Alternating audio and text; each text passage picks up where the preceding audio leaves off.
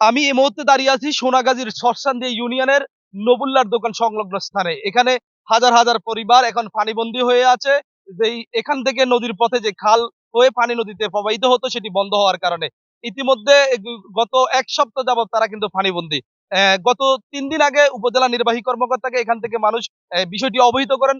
এখনো পর্যন্ত উপজেলা প্রশাসনের পক্ষ থেকে কোনো হস্তক্ষেপ না করায়, কোনো কার্যত পদক্ষেপ গ্রহণ না করায় মানুষ পানিবন্দী হয়ে আছে। কার্যত এখানকার মানুষের জীবন এখন অচল অবস্থা। মানুষ যেই তাদের বসতি সেখান থেকে বেরিয়ে আসাটা একেবারেই দুরূহ ব্যাপার হয়ে পড়েছে। আমরা কয়েকজনের সাথে কথা বলবো তাদের যে পানিবন্দী জীবন যাপন এখন কেমন আছেন তারা জানতে চাইবো তাদের কাছে। আপনার বাড়িতে কি অবস্থা এখন? হ্যাঁ, আছে অনেক পানি আছে। চুলা চাকি সব ডুবি গেছে আমার।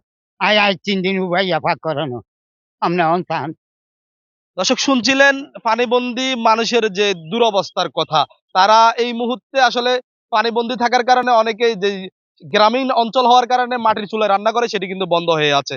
আমরা আরেকজনের সাথে কথা বলি আপনাদের যে এখন এই মুহূর্তের পরিস্থিতি পানিবন্দী মানুষের কেমন?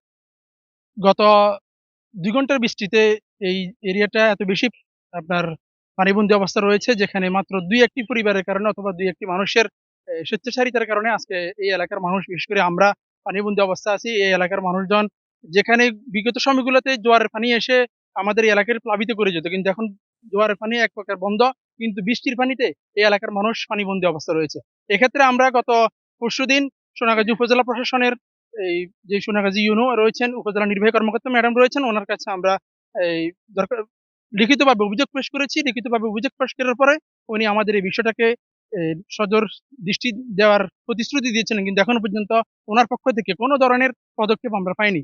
এবং ২ দিন ২ ধন্যবাদ আপনাকে। দর্শক আমরা আরো কয়েকজনের সাথে কথা বলবো যারা পানিবন্দী হয়ে আছেন তাদের কাছে তাদের যে অপিনিয়ন সেটা জানতে চাইবো। আপনাদের এখানে আজকে কতদিন পর্যন্ত আপনারা আজকে ১ সপ্তাহ ধরে আমাদের এখানে পানিবন্দী সাধারণ জনগণ দুর্বিষহ জীবনযাপন করছে।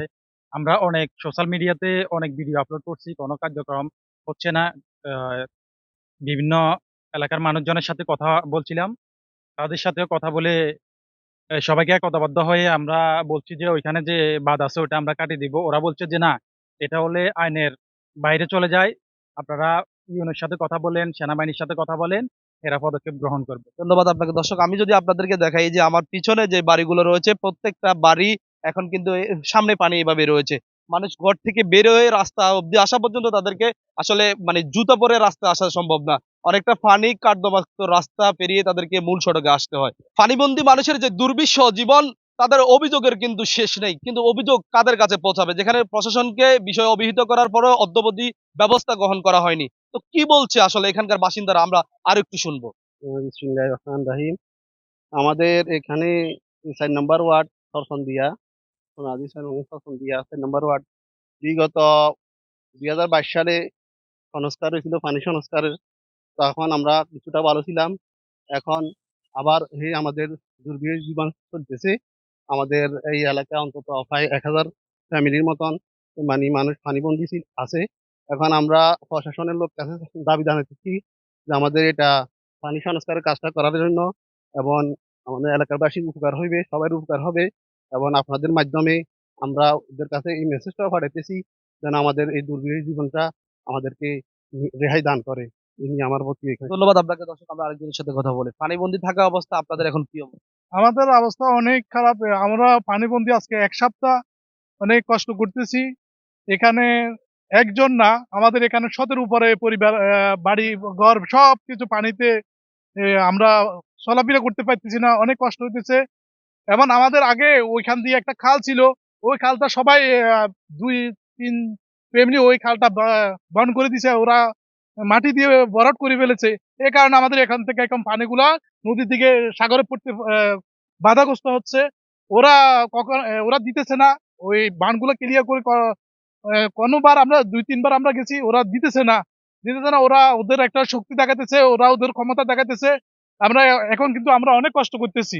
আমরা প্রশাসনের কাছে এটা দাবি করতেছি আমাদেরকে একটু এই পানিগুলা নেওয়ার জন্য একটু জায়গাগুলা ক্লিয়ার করে অ্যা দিলে আমাদের সবচেয়ে উপকার হবে।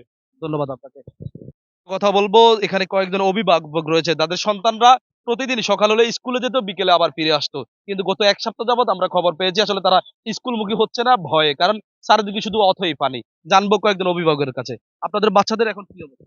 আমাদের বাচ্চাদের আসলে বলতে গেলে বাচ্চারা শুধু আমরা বুড়ারা বাইরে পারতেছি না, যেমন রাস্তাটার যে অবস্থা, বাচ্চাদেরকে তো স্কুলে পাঠানোর প্রশ্নই আসছে, তারা ঘর থেকে বাইরে হওয়া কোনো সম্ভব না। এক কথা। আর দ্বিতীয় কথা হলো আমাদের বিভিন্ন ধরনের সমস্যা হইতেছে বাচ্চাদের, বুড়াদের।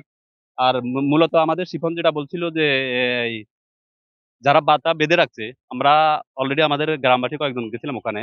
যাবার পরে ওনারা বলতেছে যে না, এখানে ইয়ে করা সম্ভব না। কি? এটা কাটা যাবে না। এটা বাত কাটা যাবে না।